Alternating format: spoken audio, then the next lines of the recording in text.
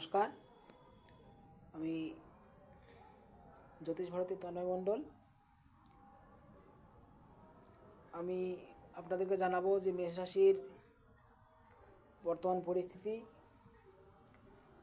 বর্তমান গোচর যদি লক্ষ্য করা যায় তাহলে দেখা যাবে যে শনি আর রবি দ্বাদশে বসে আছে মেষ রাশির সাপেক্ষে।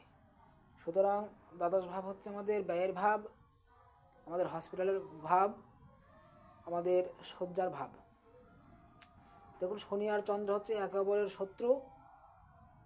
তাই যখন এরকম ব্যয়ের ভাবে দ্বাদশের ভাবে শনি চন্দ্র বসে থাকে তখন সেই ব্যক্তির জীবনে দেখা যায় যে ব্যক্তির আয়ের চেয়ে ব্যয় বেশি হয়,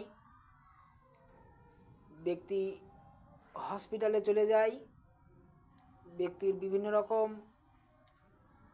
কোনো পয়জেন, কোনো বিষাক্ত কোনো কিছু সেই ব্যক্তি খেতে পারে কোনো দ্বন্দ্ব অশান্তি কারণের ফলে।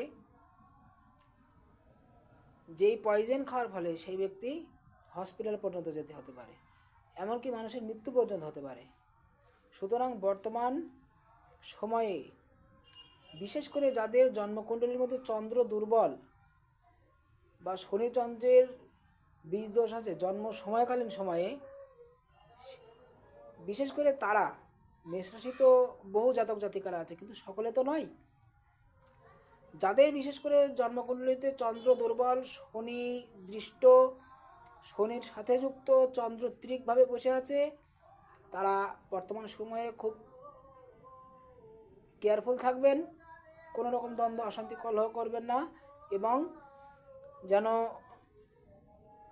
কোনো রকম পয়জেন, কোনো কেমিক্যাল আপনারা রাগের বশে খাবেন না, কেমন, এমনকি কোনো ব্যক্তিকে আঘাত পর্যন্ত করবেন না। আঘাত পর্যন্ত এমন হতে পারে এই যোগের ফলে যে ব্যক্তি হয় নিজে মরবে, না হলে কোনো ব্যক্তিকে মারবে, এমনও হয়। সুতরাং আপনারা একটু ভেরি কেয়ারফুল থাকবেন। নমস্কার।